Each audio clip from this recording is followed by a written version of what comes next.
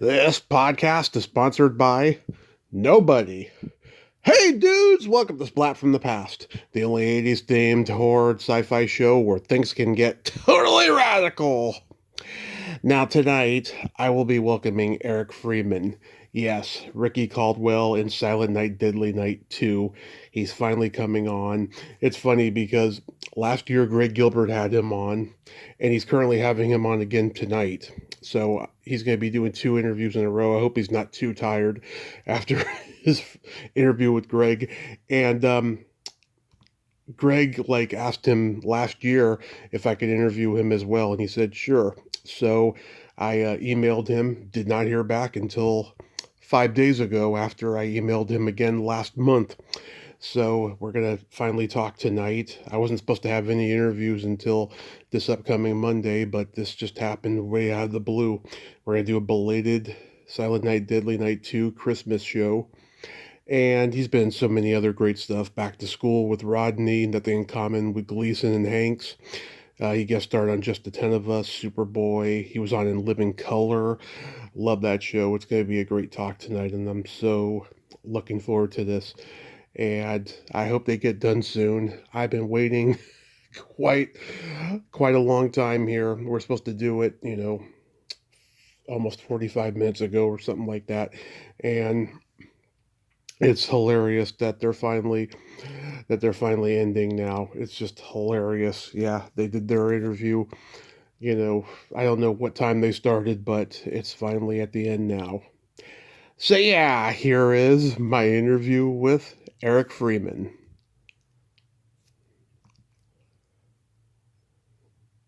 So, going back in time, did you gravitate toward acting early on in your childhood?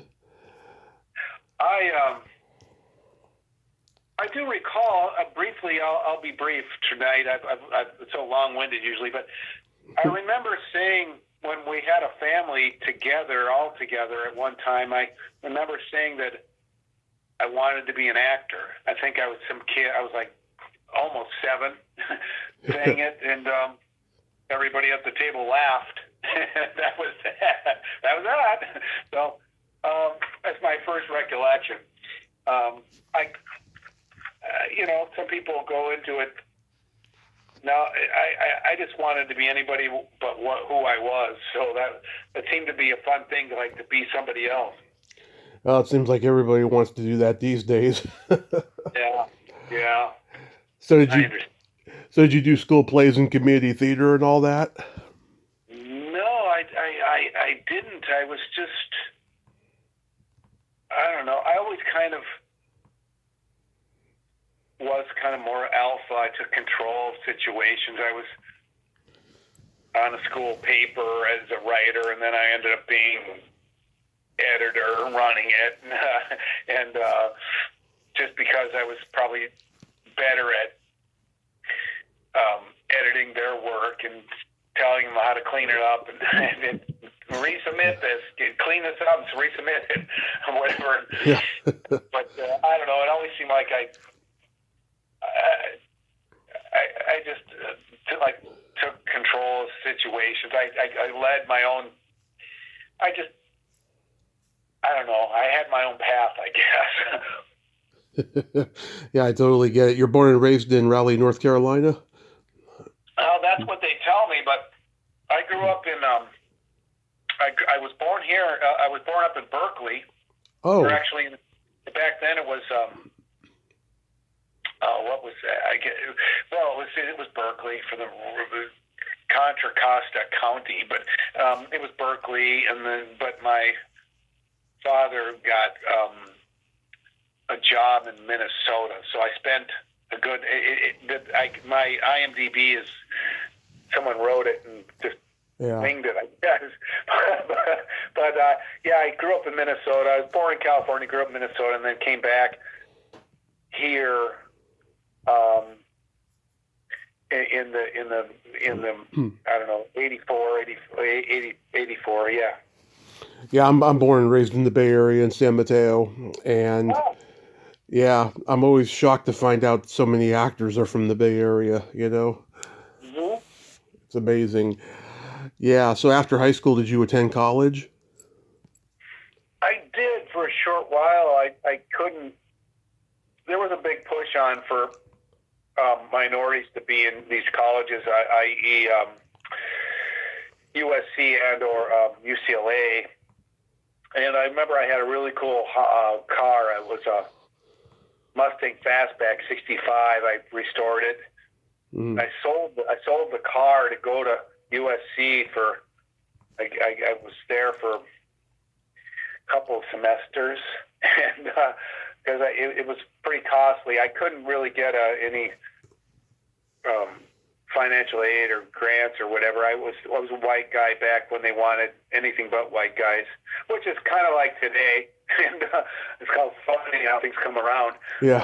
But so I just spent I sold my car for education, but that didn't take. It didn't take. I ended up just doing what just blue collar work. If it wasn't set and tile, I was doing extra work on the set. That was early on for me. I was doing a lot of extra work and TV shows and movies of the week and just movies in general. It was either $35 a day, or and then better extra work could be as much as $90 or $100 a day, depending on what show or what it was. So I would do a lot of extra work at thinking about I was trying to get into the unions, and it was a lot of money to get into. Back then, as you know, it's AFTRA, and then it's SAG. It was two unions. One was radio and television, one was film, of course. But now they've merged. But in the day, it was hard to get into either union.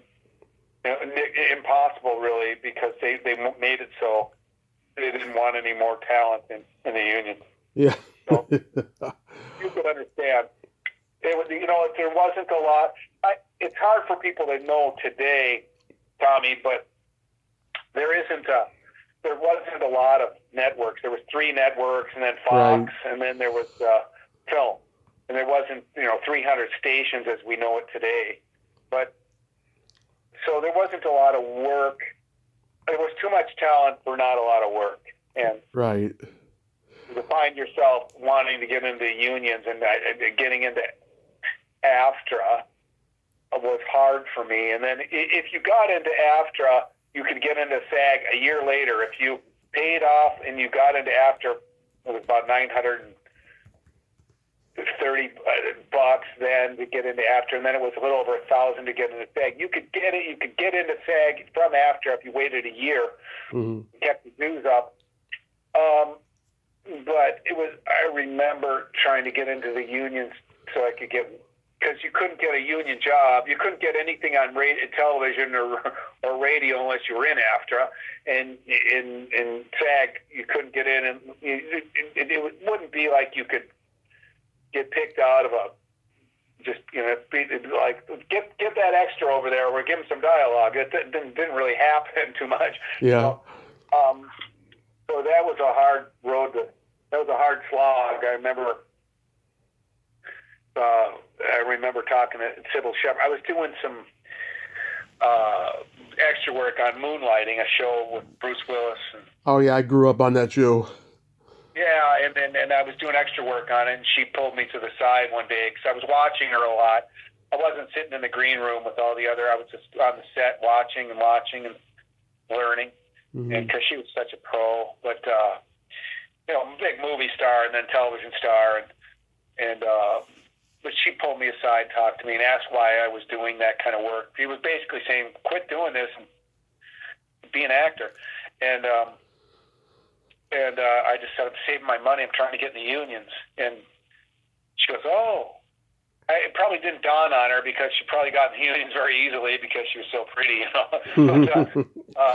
Yeah. So it didn't, and I was starting to here. The reality is that it's a lot of money. And, anyhow, she was very kind to me all those years ago. And so, it was tough to get in.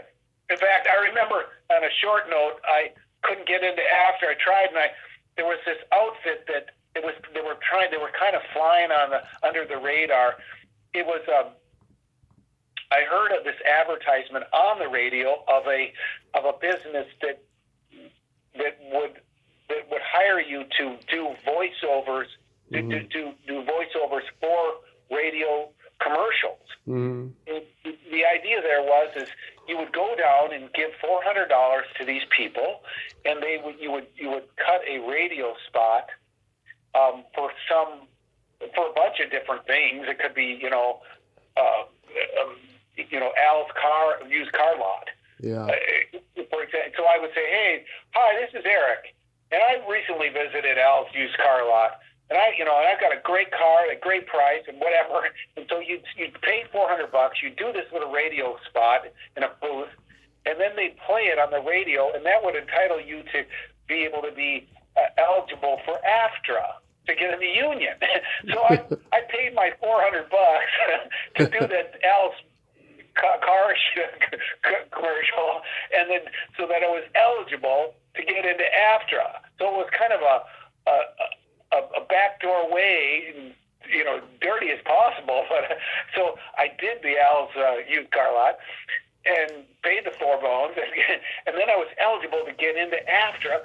And at that same time, I'm on the set of extra work of a movie called Nothing in Common with Tom Hanks, Jackie right. Gleason.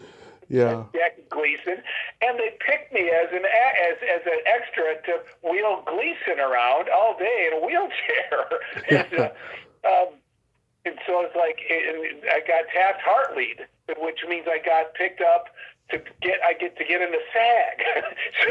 so from that, it was ironic because I just paid $400 to get in there, and then they Taft-Hartley'd me on the set to how funny. I'm thinking about it, but he was Jackie Gleason was already in a wheelchair. He was he smoked his whole life. He was diabetic. He had poor circulation. He had a hard time walking.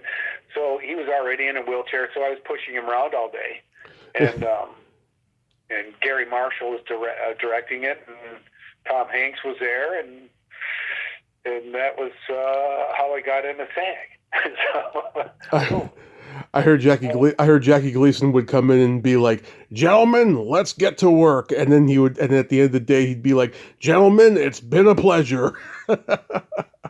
Yeah, he was, he had seen better days by the time of that movie, but he was still a star, and yeah. He had this guy named Mel, his right-hand man. Mel was like older than Dr. Fives, but Mel was always lighting a cigarette for him and handing it to you. He would just say Mel, and Mel would have it lit and hand it to him. And so he kept chain smoking all the way. And but that was then, and this is now. But that was an interesting backdoor way to get going, huh? Oh yeah, I mean, God. I grew up loving Back to School. It's my favorite Rodney Dangerfield movie, and you were one of the swim team members. What do you remember about making that? God, I was on that swim team forever. I was like 6 weeks. It was City of Industry, and you know where that is. Mm-hmm. Every day I would get up early. I'd get up like 5 or 5:30, and I'd eat and do this and that, and then I'd drive from Hollywood to City of Industry in my car to put in those swim trunks and be ready to go at whatever ungodly hour in the freezing cold of City of Industry, and at a big Olympic swimming pool. So I was there forever, and there was a lot of actors Terry Farrell. You remember her from Becker and all her stuff she did, and Star Trek something, yeah. Beautiful woman. I remember her young, and then there was Jason from Christine, and then there was William Keith Gordon Zabka and Rodney, and I remember talking to Rodney a lot back then. Yeah, God. Were you around when Zabka fixed the leg cramp? Yeah, no, he had the leg cramp. Yeah, he couldn't continue diving, and he was scared. Right, yeah. It was like cramps, and someone said, what was it, Lionel? It must be menstrual or something. Must be menstrual. He's like, screw you, Melon. Screw you. Yeah, and but yeah, interesting. I tried to put myself in front of the camera as much as possible. They finally got sick of me, but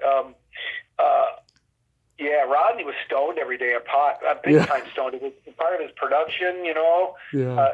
He had a lot on the line, and he was just wasted. His eyes were beat red, and I remember we were, Burt Young and what's his name? We're in the audience. Part of the audience was Sally Kellerman, and they're over on the other side, and what's his name from big actor now, but it doesn't matter. Ned Beatty. I'm standing next to Rod. He's down below the two diving boards. I'm standing next to him. He's bitching about how slow the production was and how they didn't even have a shot yet. And I commiserated, and I remember saying, I said, yeah, I've been on this thing for weeks, and I got to say, I've seen some of the footage on these on the playbacks, and it's good stuff. But man, these guys are just really slow. I've been on a lot of different shoots. This is slow, and he was fuming because some young actor, nobody, the background guys saying how that he's you're right. This is slow, and but yeah, he was like. It's almost like he was going, "Oh, don't get no respect." Yeah. he was not getting any respect, but he was cool, and that was a fun movie. It was a good movie. He did well. It was good. I've talked to Michael McGrady, the captain of the football team, when they get into that bar fight in the movie. Were you there when they filmed that? No, I went. They asked me to go on to do some extra work, and like this party they had like a party, and I think Zapka had like a big fake wooden mallet, a stick, or it looked like a baseball bat with knots in it, and I think he was dressed like Fred Flintstone or something. I don't know, but they asked me over there after the swim business, but they said, "Oh, you again? No, we can't use you anymore." they gave me the boot after one day. Oh, that sucks. Yeah, they couldn't keep using it because I took my time behind the camera and behind all the business, behind the leads in the background. That I was seeing too much, so they just couldn't. But I found it was fun. It was fun to do that, and we were getting paid pretty well being these, it was like high-end extra work. And so, yeah, it was a good time back in the day of unbelievable energy and just willing to do whatever it took to go places. Yeah, and in such a short amount of time, you go from that to playing the lead in Silent Night, Deadly Night, and that must have been pretty trippy to be that young, and then here you are carrying a movie. Well, that's really kind of you. I had my sights set when I did that after, and I got into after. They had this show sheet of like all the after shows, a lot of soap operas. Yeah. On TV, but I was always submitting myself for the soaps. I really wanted a soap opera at that time that movie came along. I desperately wanted to be on a soap. They were written well. I'd done a lot of extra work on the soap, and I just wanted a ton of dialogue. I mean, I didn't want do you want fries with that, sir? I wanted dialogue. So, but I have a good memory, so I zero in on that. So that came along, and I had auditioned for an untitled horror film in Burbank. I went this drama log, and you probably know it because you're a California boy. There was this thing called drama log. It came out once a week. It was backstage, kind of an act, right? Yeah. And I saw that untitled horror film auditions in Burbank, and I went, and I was the cop that said, "No, don't do that," or "Don't do it," or whatever about. The Caldwell character is going to kill himself, and I'm the cop saying, don't do it. And so I waited 2 hours to say, no, don't do it. And I know, and then I was leaving, and I walked by Lee Harry, and Joe was just right next to him, Joe Earl. They both wrote all the dialogue for the movie. They're partners. They were really good editors at Les Jean, and I had said to Lee, I said, "Hey, thanks," and he said, "Oh, no problem. Thank you." And I said, "Who's got the lead?" And they took it by surprise. So, and Joe quickly said, "Oh, we've got that nailed down." And then Lee says, "Yeah, we think we have that." And I said, "Well, thanks anyway. I appreciate it." And I walked out of there, and thinking, "Oh well, that's whatever. that's another one waste of time on." And I kind of was pretty savvy at that point. I knew that they were just getting ancillary roles and little tiny stuff and throwaway crap, and nothing substantial. So I left. But I think Lawrence, Lawrence, the owner of Les Jean, and Lee and Joe worked for him, and he had seen me and he heard me ask who's got the lead. Mm-hmm. As it goes, they had Lee and Joe had their sights set on a David Heavener, an actor. He'd done some stuff, and they liked what he was doing, and they thought he was right for it. Mm-hmm. And but Larry Applebaum had seen me, and I guess he said, this guy looks just like the younger version of him, from the other movie. He looks like the grown-up Ricky, and he looks like he can pick up a house, so why don't you hire him? Yeah. And so I think he overrode them, because Lee and Joe, especially Joe, was not happy with me at all. And he kept reminding me during the filming of that, with the other guy, and mm-hmm. And where it got to be I was fairly rageful about that. At the point of the big day, I had the big everything day of the Rampage and the car and the stunts and the chip head and blowing that up and killing Elizabeth and the garbage day and all this stuff in one day. I was driving up and going, if Joe mentions that fucker again, I'm going to walk. And mm-hmm. that's what I said to myself as I was ripping through the streets of Pasadena up to Sierra Madre. And so I was just gunning up those hills, and I had a really cool Mustang that I ended up selling, I mentioned, but I couldn't take any more of that. It's kind of like I guess it's like your wife reminding you of the guy she could have married. Yeah. It just seemed to bother me quite a bit. And so he just didn't want me. They wanted David Heavener, but here I am. Here we are. Yeah, Lee's a great guy. I've talked to him, and Nadia Wind, who played Sister Mary, she's great too. Yeah, just everyone is like astounded at how these movies have had such a cult success throughout the years, and that everyone plays them, every Halloween or Christmas time, and it's just it must be just wild for you. It is.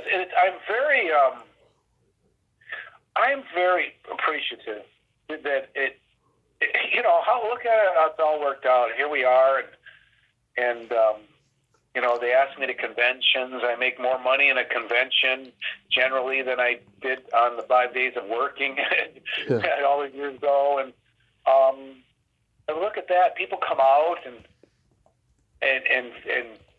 regale me with stories of how they fell in love with the movie, or how their dad loved it and passed away, and how they brought it into their family, or how a daughter and a mother watched it every Christmas, and their daughter died of leukemia, and so the mother's like talking to me, and some of the stuff's real heartbreaking as well. But I'm very humbled by it, and even more so for Robert Wilson, in the regard of these people love his movie in many respects more so. They're like woodworkers, and they're building a collage, or they're building like the history of SNDN and out of wood, like in a big, they'll carve figurines and put it behind glass, like one big picture for him to sign, and like the story of SNDN and Billy travels throughout the movie in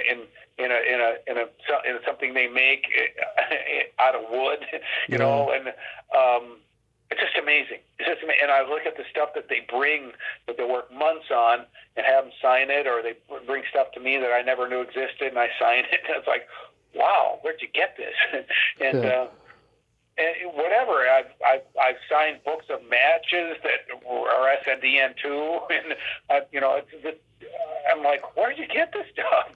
And you're right. Thank you, but I'm just the luckiest guy when it comes to this movie and the legs it's had and the internet and holy smokes, wow.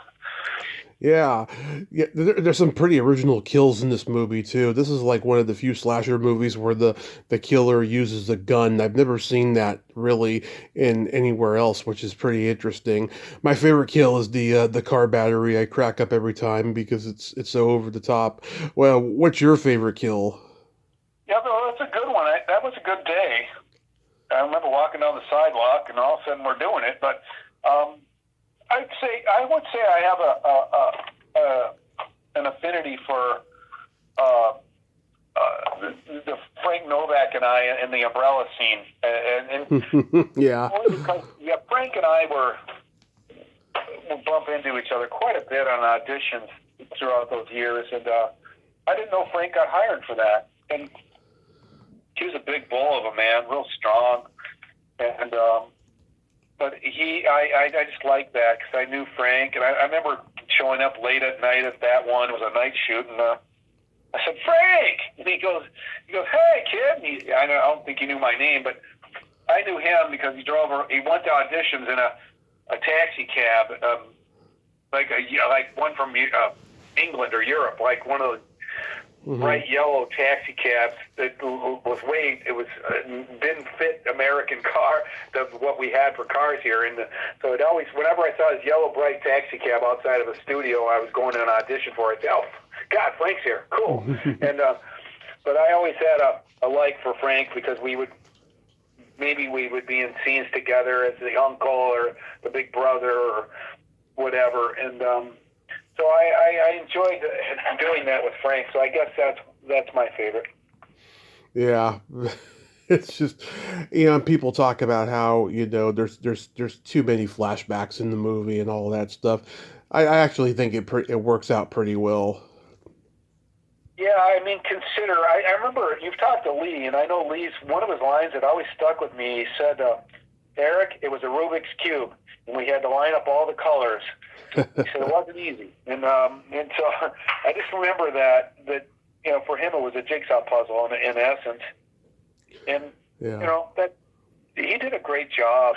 He didn't direct me at any point, but he had too much going on. But there's some really cool shots in that movie. I mean, he was like a little Hitchcock there doing his stuff. And he was an award-winning, little director before all that, Steven Spielberg Award and all this. So he was very good at what he did, and it showed.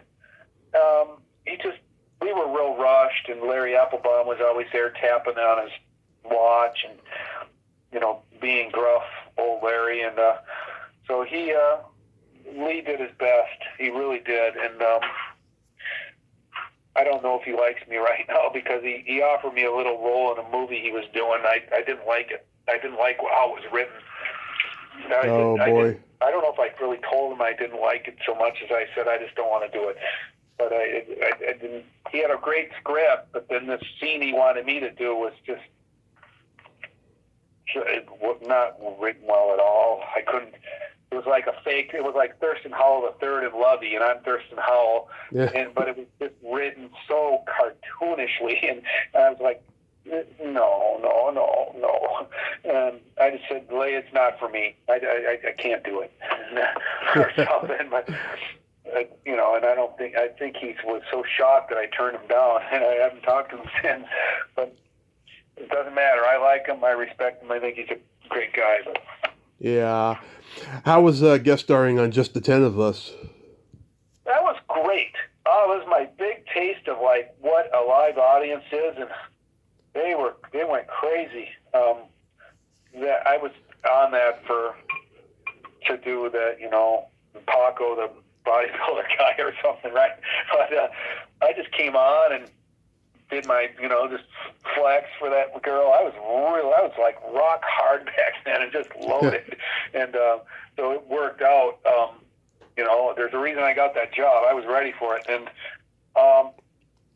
it was it was fun. It was right in front of a live audience. So, in fact, they were all done, and all the major people of that show, the real people, the actors that were constants on that, had been called out to the audience, and the audience is screaming. They go, "They want you! They want you!" I said, "They want me? No, they want you!"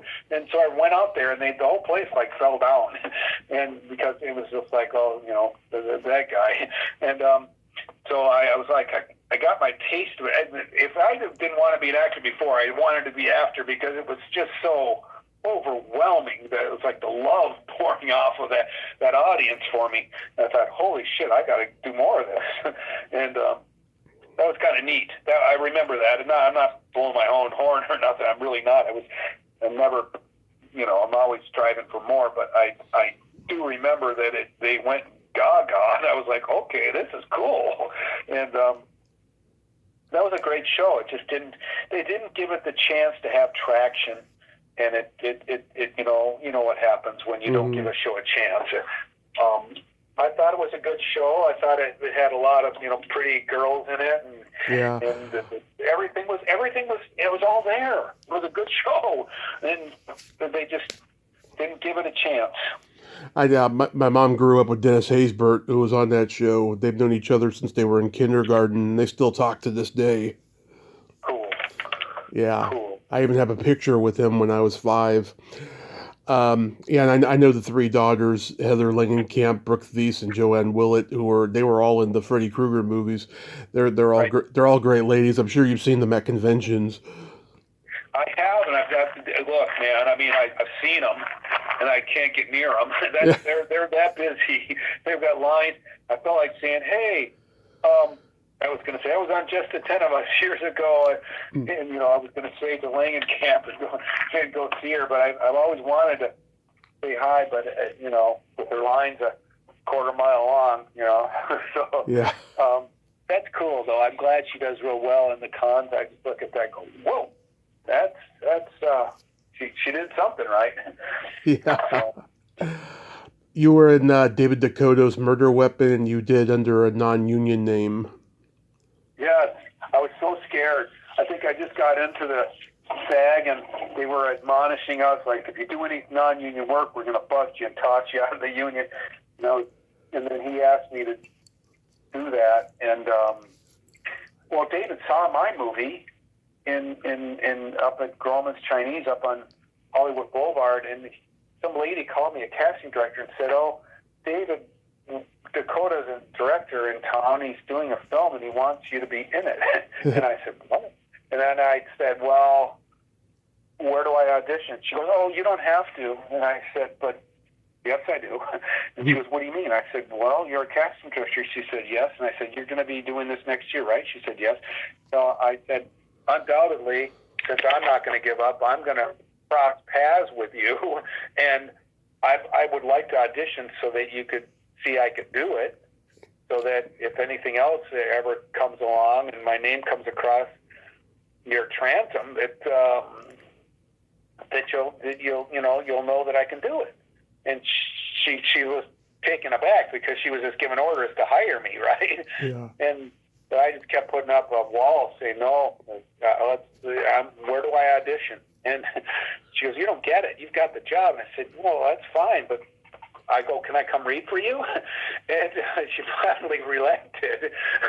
But I only did that because I never wanted anything handed to me. Yeah.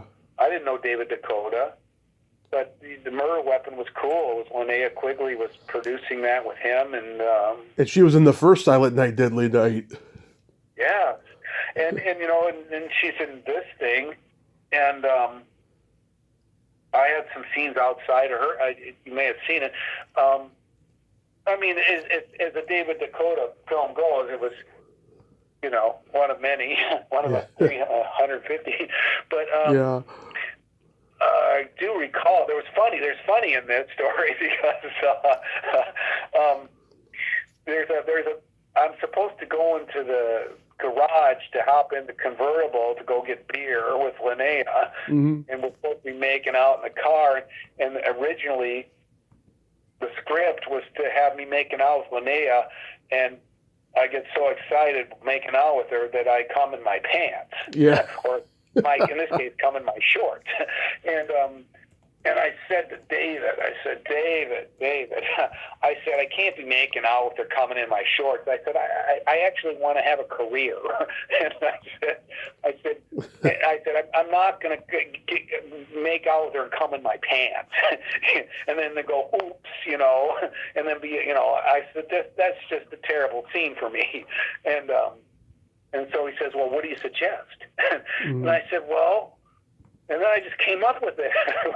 I said, why don't I make out with her and then say, baby, I don't want to make love with you in your car. I respect you too much. How about a blowjob instead? And he looks at me, he kind of smiles, a little smirk, and he spins on his heel and just walks away. He doesn't say a word. Yeah. And because he's off David's so busy, and I thought, okay, I offended him or something. He's not going to let me do that, and fuck. And so we're doing the poolside crap. We're doing this and that. We're doing these other scenes, and then he goes, okay, Eric, now we're going over to the garage. And I said, uh-oh.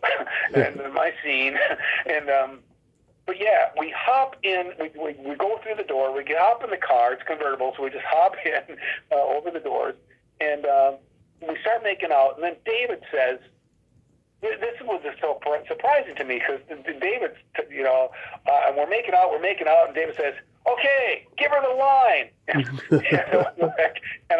then it took me a nanosecond in my brain, but there was some lag time there. I'm like, give her the line.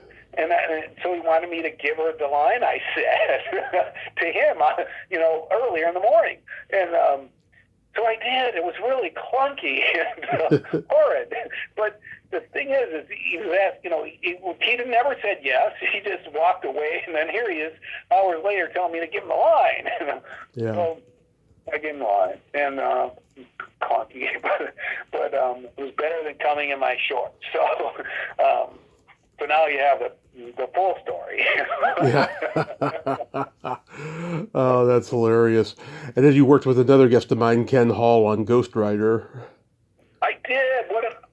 God, yeah. And I got two things on that. I did a great job playing the drunk, and I was great. I was perfect. I was like, fuck, this is good. I saw the playback, and yeah. But there wasn't any audio on the playback, but there never is. And then later I found out that the audio was terrible, and they threw someone else's voice in, and it's like, so they dubbed my voice, or they dubbed someone else's voice in my voice, and I said, well, I can't use this, because back then all you wanted to do is get some tape on yourself and build your reel. And I was like, well, fuck, look at this. They put some guy, fuck. But, there was the Lander sisters. It was Conway, Jeff Conway. Jeff Conway, yeah. Yeah, he was a real handsome. Even then, it was after Taxi, of course, but he was a cocaine addict. Yeah.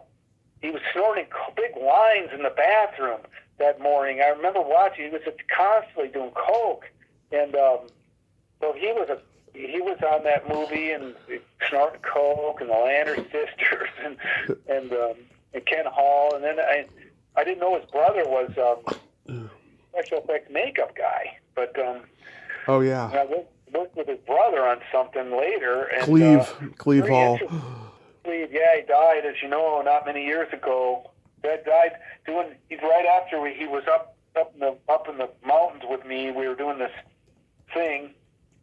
horror thing, and he didn't feel well, and he said, I got to go home.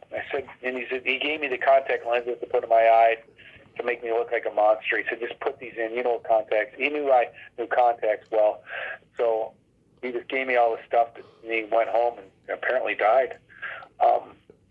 So yeah, but yeah, you're bringing me back, man. I did all this little stuff for David Dakota back in the day, and then he kind of went into low grade porn after that. I don't know, it's kind Yeah.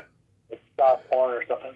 Yeah, I mean, I know his wife pretty well. We talk all the time and stuff, and yeah, he's an interesting character. He's very knowledgeable too. You know. Yeah, yeah. You know, it's funny. I did all the you're finding stuff I did from little stuff, but yeah, it's how you plug away. You know, you plug away and little this, little that. David was good to me. You know, he's a real worker. He doesn't really. He's not one to revise a script and make it better or anything. He just shoots what he has, but he's very efficient at that. Very efficient.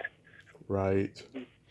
He's a lot like Lee Harry in the sense he zero direction. You'll never get direction from him. Um,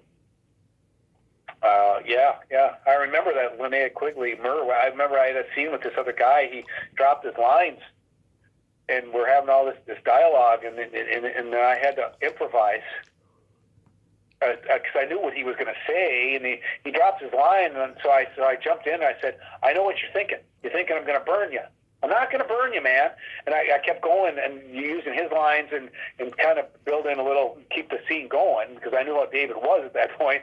And so I kept it going, and the kid caught up, and then David says, "Okay, cut." And then the guy, the actor opposite me, starts complaining. Says, "Well, I forgot my lines," and David said, "Don't worry about it. Don't worry about it. I'll cut to something else." And I kept thinking, cut to what else? It was almost like Ed Wood. I thought he's going to cut. What's he going to cut to? And but I kept the scene going because I knew it couldn't just fall down. He would probably eliminate the scene altogether, and I didn't want that. So David was very efficient. He wouldn't waste any time. If a scene fell apart due to an actor, he would just mow him down and keep going. So he's very, very funny about David. He no frills, man. I met him once. He was a little shy when I met him. Yeah, he can be like that. He's so funny when he gets in his world. Though the guy's on, he's on it. He's Yeah. a decent guy, but I could see him be. You could think he's shy. I used to stop by his office in Hollywood. He had this terribly mold-infested office with a bad roof. It was where he would be producing his VHSs and getting his merch out. And I used to stop by and see him over there. But hard worker, man. That guy's just hard worker. Got to give it up for longevity, don't you? Absolutely. How about Superboy? Superboy, good gig.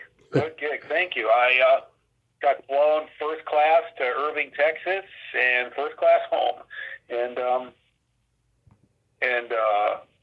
I did the best work I could, considering the director gave the gig of the quote beautiful woman that's the sorceress or whatever. The director gave the gig to his wife, and she was way too old for it, and whatever. But man, it was a good gig. It was.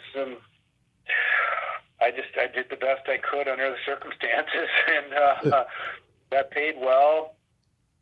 I think it was Jerry Christopher was the Superboy, real handsome guy. Yeah, I might be talking to him soon, actually. Oh, good.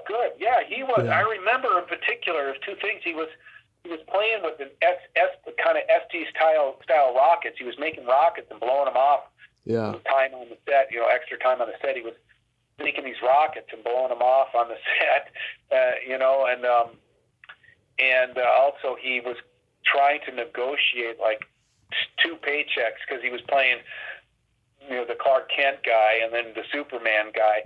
He was playing 2 roles, and he was trying to get his agent to get him like 2 checks, and because he thought he was getting ripped off. He was there all day playing 2 roles, and I understood what he's talking about, and I hope you do interview him. I always wonder what happened. He was a hell of a nice guy, good looking dude, And, Yeah. I know he's doing the cons. I know that, but I don't know what he's got going on lately. Yeah, I don't. I never followed him. I don't know if he had a big career or a small career, or I always thought that he had it. He had the stuff. Hmm. So me and my family, we used to watch In Living Color a lot when I was growing up. Like we looked forward to that show every week, and you were on there. I was a couple times, two or Hmm. three, I think. Yeah, yeah. No, I got that gig for that Men on Film. The waiter, the French waiter at the Riviera, Damon Wayans, and yeah. I remember going into that audition. God, was it full of people, full of young men. Yeah. I was the only one though, smart. I was ready. I was ready in those days, and the idea was there was a lady saying, "Okay," she said, like to an auditorium full of men. "Here's what I want you to do. I want you to pick this tray up, with the wine glasses in it or whatever, and I want you to hold this, and I want you to come up and deliver the line." And I think there was a bunch of lines actually, but it's deliver this line, and I didn't know. Keenan Wayans was up above. He was like way up above in the booth or whatever. It was a big auditorium. It was over at I want to say Paramount, but it was Fox. I don't know. It was big ass building. I remember going in there and all these men were there, and all these men, more men than all actors, all 18 to 24, that group. And I remember coming up to do that. And getting, waiting, and the guy in front of me with the tail, the little thing and the glasses, and I just took off my shirt. I was the smartest one of those guys. I took off my shirt, grabbed the thing, did the line, set down the tray, grabbed my shirt, and I walked out. And I went out, I was going out those double steel doors you'd see in the studios. I was walking out, I just hit those two bars, and I was entering out into the bright light, and some lady goes, "Hey, are you Eric Freeman?" I said, "Yeah." She goes, "No, come back. Keenan Ivan Wayans wants to see you." And I said, "Yeah?" She goes, "Yeah, you got it."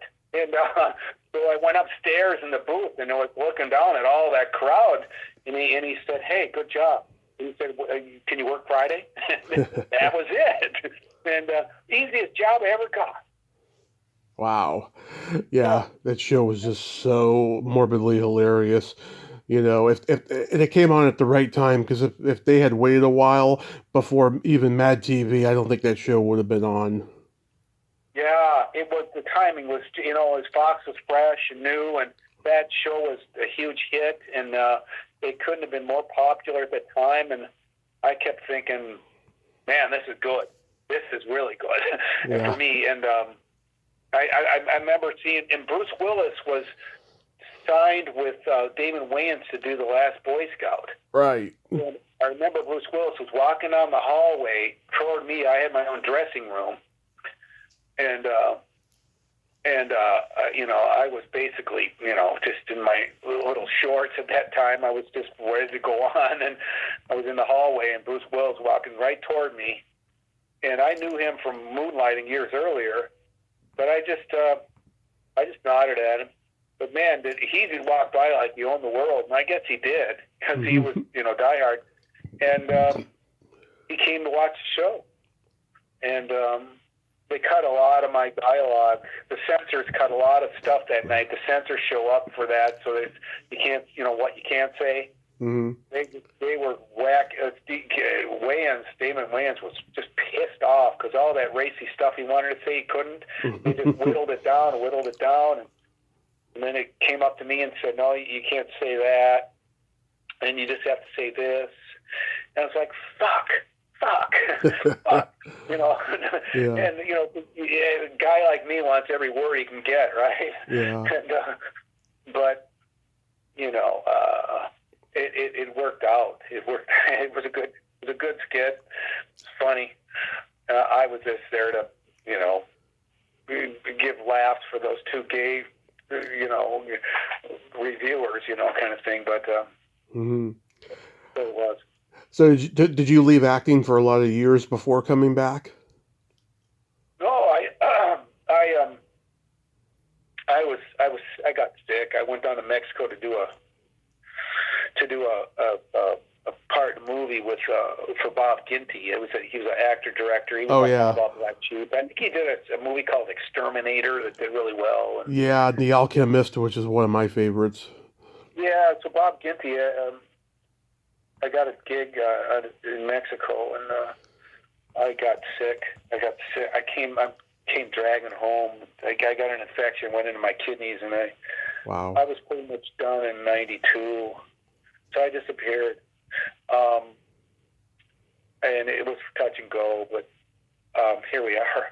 But it's funny how life interrupts.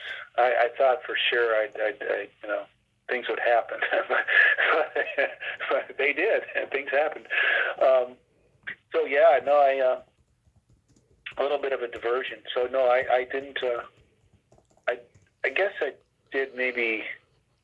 I did a lot of stuff. I think I did 67 things I've counted before that before I couldn't, and but people only know me for a couple of things. You brought up some stuff. You did your homework, and you've probably caught me here or there, but that's kind of you. Yeah, no, I tried. So, Wow. You're very resilient. I mean, God, I mean, just to get a kidney infection like that and then just come back. I mean, I've been there myself when I was in my car accident from when I was in my coma from my car accident and everything. I mean, I had kidney damage. I still have kidney damage, and I'm lucky to be alive right now. So, God, I couldn't imagine. well, you're very kind, and I remember that. I remember you getting in a bad car crash, which are the worst kind of crashes. It's the worst kind of accident you can be in. The body's so fragile and so frail, and that's just heavy metal traveling at speeds, and that I feel for you. I get it. Yeah, it just, what that's like. You've been there. It's horrible. You're dead, and then you find out you're not dead. And Yeah. I didn't have that. I was on dialysis, and they the same thing. They said make arrangements that the business I was getting from my doctor, but yeah, I understand. We both been in kind of a similar. It's funny how that happens, and here we are. But it's wild. It's the twists and turns. I always say life happened when I was making plans, right? So, Yeah. Yeah, and then God says, "I'm going to laugh at your plans because I have plans for you." yeah. So I know I disappeared, and then they all like, "Where you been?" And and then they make up stories, and no, he's a gigolo in Thailand. He's a priest in Kansas. He's all sorts of stuff. Finding Freeman, and so. And then IMDb's made for me, and I'm born in Raleigh, and so everybody kind of made my world, for me. It's and a low grade, super low grade, like where it's kind of like the James Dean thing, like I became popular after I died, and Yeah, live fast, die young, and leave a good-looking corpse. so yeah, that's how it was. But yeah, you pulled up a lot of stuff that was just little things, and I did, and that along the way of. The only thing I could say is just tenacity it has its own reward. It will pay off for any actor if you can be able to be single and live on cobwebs, you can make it. And we all know that they're sons and daughters of producers and directors, and they go to Beverly Hills High School, make connections. But the average bloke out there has to start somewhere and dig and scrape. So. Of course, of course. Do you have any upcoming roles or any cons that you can mention? I have a number of cons that are coming up this next year. I guess soon enough, really. God, there it's a blur, but I know I'll be in like Kansas City in one. I'll be in Minnesota for another. Astronomicon, I think that's in Ann Arbor, Michigan. I know there's something called Horror Realm in Pittsburgh, and the end of February I'll be there. And so there's some stuff coming up. I think Horror Realm's kind of small. They only want 10 guests, and so I'm very lucky. They would, the 10 guests, and they want me, which is really nice. I mean, there's Langenkamp, and there's all sorts of big names, up and down the line that they can want, and I'm to pick me out of obscurity is kind of cool. So that is cool. Yeah. Do you know if any of the cons are in California? None that California cons. I know they got the Monster Palooza. Not a monster. Monster Palooza. But no, I'm not asked to do California. I haven't in a while. They don't go over well compared to East Coast cons and stuff. I think. Yeah. We see too many stars out here. We're somewhat jaded. I'm not a star, but I mean, people like horror conventions. But it's big stuff in other states. Like Texas has got a big one, and there's big ones out there, Chiller and stuff. So Robert Brian Wilson was scheduled to be at Monster Palooza in 2018, and I had to skip both Monster Paloozas that year. To this day, I'm still upset that I never got his signature on my poster. I got Linnea's signature on my Silent Night, Deadly Night poster, but not his. But hopefully someday I'll meet him at one, and I'd like to meet you at one as well. Well, I'll tell you something. I won't forget. And if I'm together with him in any one of these, and I may be with a lot of them because they seem to like both of us, but I will get an 8x10 for you. Not that it's the same as you seeing him, and it isn't, but it'd be nice to have. I'll just say, hey, I know a guy named Tommy. To write this to Tommy, it's important. He is the nicest guy in the world. I mean, he's just. I won't forget. He seems like it. That would be just so awfully nice of you, Eric. Thank you so much. Oh, not at all. I'll remember too. You can count on it. If I forget, someone can bitch slap me down the hall. So I won't forget. Because he's so. I mean, a lot of times when I know people don't have money or something, and they're seeing me and say, "Oh, I'd like to get Robert," and I said, well, you're going to get Robert. I'll ask, Robert, can you take a picture with us? Mm-hmm. He'll just come over and take a picture together, all three of us, and the guy will be in the middle. And, for some of these people, it's everything. So, because I know it's expensive to get in. It costs everything. They're driving, they're coming across the state maybe in some cases and get the money to get in and this and that. I feel for people that are paying money to see me and whatever. So I mean, it's all good, but I do want to do as much as I can for people that make the effort. Oh, that is so cool. Yeah, well, thanks so much for coming on tonight, Eric. I'm so glad that Greg could connect us finally. And I hope you have a happy new year and be safe and continue being the resilient man that you are. Well, you too, man. You reminded me of what you went through. So, wow, here we are. I'm sorry I kept you waiting earlier. I really apologize. Anytime you got my number. I'm easy, but I'll be talking to you soon, and I have your number. I'll just keep it at hand, and if you, and I'll make sure that I call you when I'm back in town. If I see Robert, I'll let you know. Of course, that would be great. You have yourself a great night over there. You too. Thank you. Thank you. Bye-bye. Well, there you have it. Eric Freeman, ain't he a cool dude? Oh my God, what a nice guy. And yeah, it took maybe 45 minutes before this call was made. I waited a while, but I knew that was going to happen. I know Greg by now, but I thank him so much for making this happen. And that was a great talk. And wow, he's an inspiring guy, Eric Freeman. Well, until next time, this is Tommy Throwback Kovac saying, there's no shame in living in the past because the present sucks. Later, dudes.